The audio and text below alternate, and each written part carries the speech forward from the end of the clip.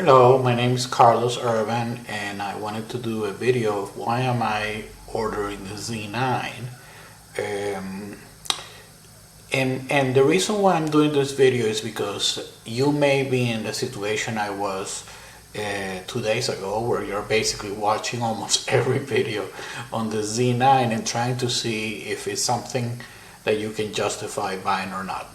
So first of all, at the beginning, originally, I thought that this was not going to be a camera for me because I have a D500 and a D800, and a year ago I almost bought a D850, and actually 2 years ago I almost bought a D850. The reason why I didn't buy it is because the mirrorless cameras were coming out, but then it was so disappointing to see, you know, camera after camera, how Canon and Sony had much better cameras that I think some of us, you know, Nikon shooters for over 10 years with accumulated with a lot of lenses, felt like maybe, you know, we just have to wait. I thought there was going to be a mirrorless replacement of the D850, which is really what I was waiting for. And I wasn't planning to spend more than $5,000 like this camera. I was planning to, you know, probably spend $3,500, which is what the D850 was. But keep in mind that the D850, when it came out, it was $3,500.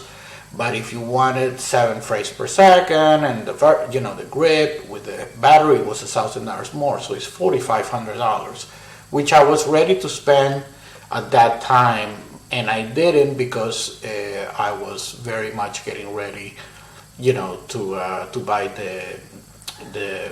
because the D850, but I decided not to because the mirrorless cameras were coming out.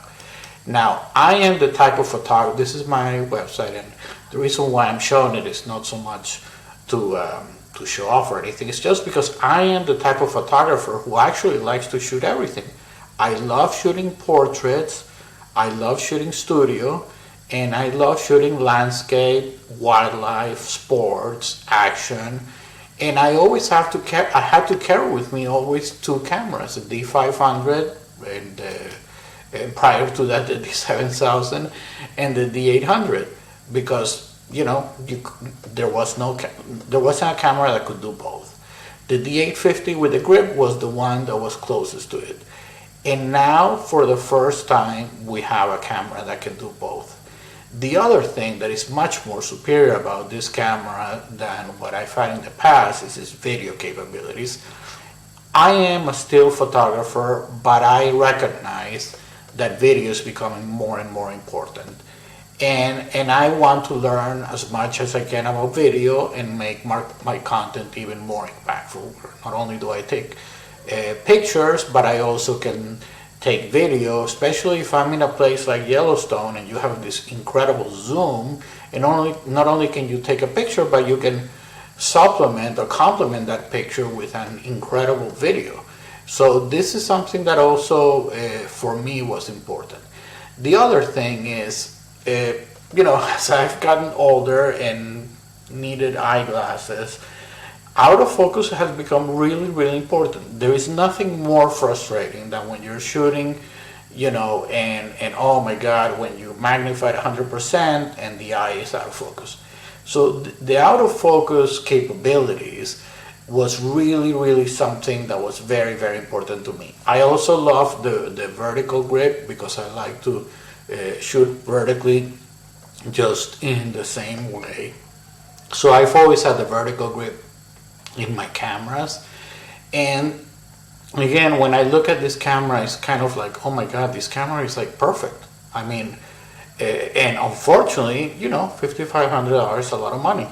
But then again, I've been shooting for 12 years, I would call myself like semi-professional because it's not what I do for a living, but I do, you know, also shoot professionally, and this is going to force me, and I do it very infrequently. I used to do it a lot more before, but this is going to force me to do it a lot more because now I need to justify a way to pay for the camera.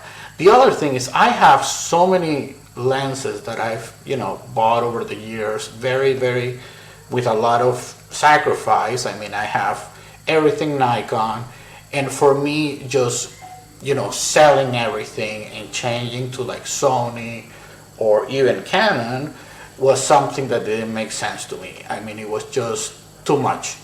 When I saw my D800 and they gave me less than $1,000, I felt like like a dagger, because that camera is so incredible, and of course it's 10 years old, so of course it's going to be worth a lot less. But then again, this is a camera. When I look at this camera, it reminds me when I bought the D800. When I bought the D800, I was using only the D7000, and I wanted to get to the next level. I started shooting studio. Now I have my own studio lights, and I love shooting with strobe lights, and because there is many things that you can do in studio. And one of the things that I realized is it forced me to improve to be a better photographer, because the camera just forces you to do more things than what you could do before. The D800 is a very tricky camera to use. It's very difficult to do, sometimes like portraits or headshots unless you use a tripod. So the other thing that I'm looking forward to is the capabilities of these cameras with the stabilization devices and so on. That's the other reason why I almost never shot video, because video, my God, I have a hard time hand holding for pictures. For video so look at here where I'm just kind of scrolling down the Nikon page, and when I look at this thing, it's like, oh my God, the eye, you know how difficult it is to do this? It's impossible to do it humanly. I love shooting sports, and what happens with sports is there is only one moment. So, I have this great shot of LeBron James, and, it was basically shooting all night until I finally got a shot. And now I'm thinking, my God, with this camera, every time he would go down the court, I could get a shot just as good, because at that point, my camera was shooting 6 frames a second. And now with this, you can go, 20 or 30 or even more. Again, when I look at this type of pictures and I say, this is exactly what I love to do. I love to shoot wildlife, car racing, my God, portraits, and the eye. If you don't get the eye, then it's not going to be sharp, because I like to shoot at the widest aperture possible to blur the background. So, and then I love to shoot birds. This for me is just unbelievable that you can do something like this. And people who've been shooting with Sony for a while probably are laughing and saying, oh, well, we've been doing that now for a while. Well, again, I couldn't change to Sony because I really, I'm so vested with Nikon. I think of all the videos that I heard, the line that struck me the most was when Fro knows photo. He said if this camera had come out a year and a half ago, he probably would have stayed with Nikon. And the reason why he didn't is because Nikon was just falling behind so much, with Sony and so on. So, and I think most people who change feel exactly the same way.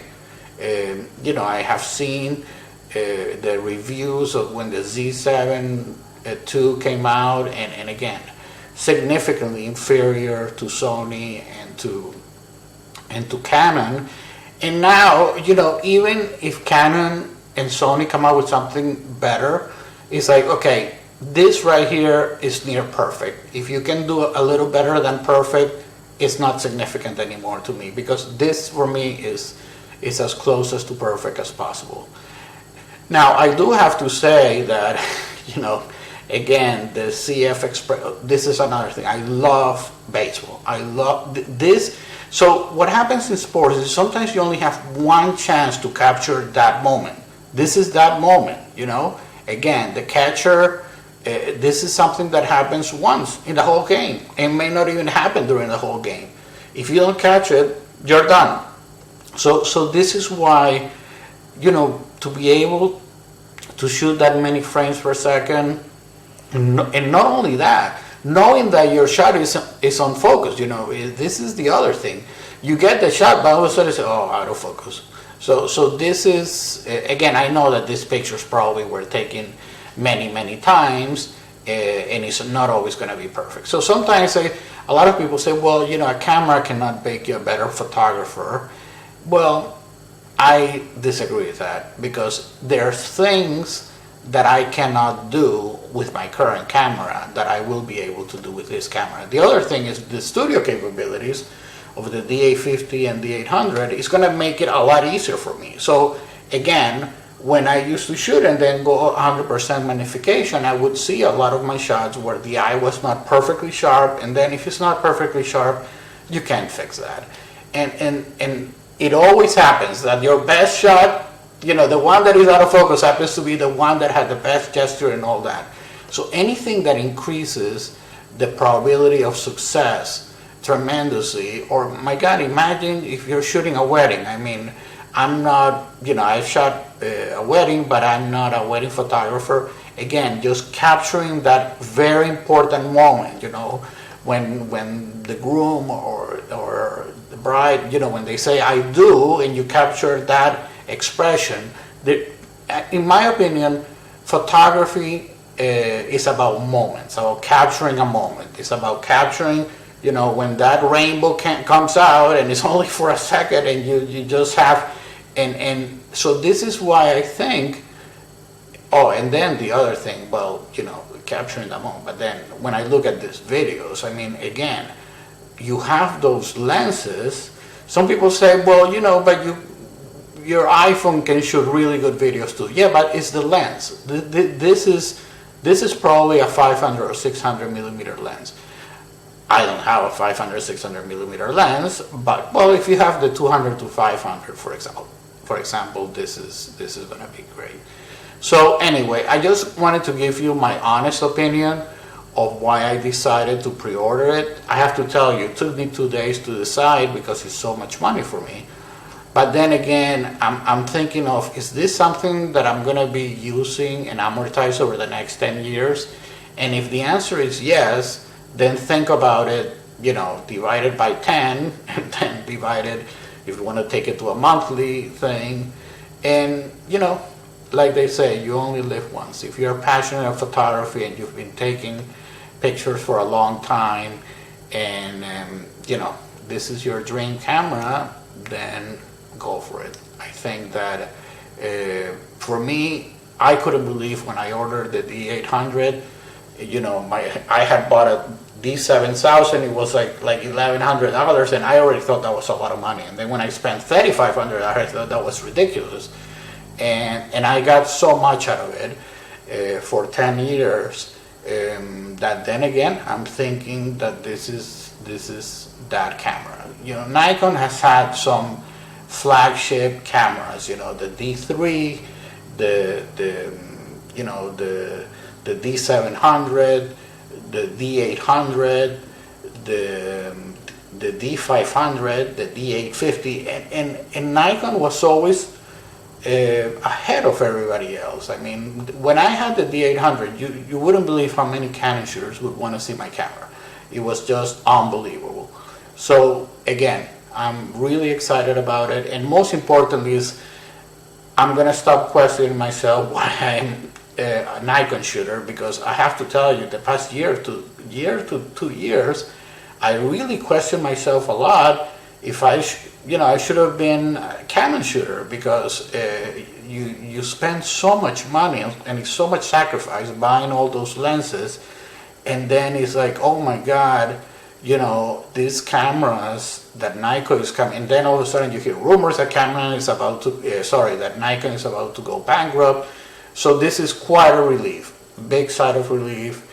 And I would say that for the first time, this thing about the 45 megapixels in RAW, again, this is a combination of a D6, a D850, and an incredible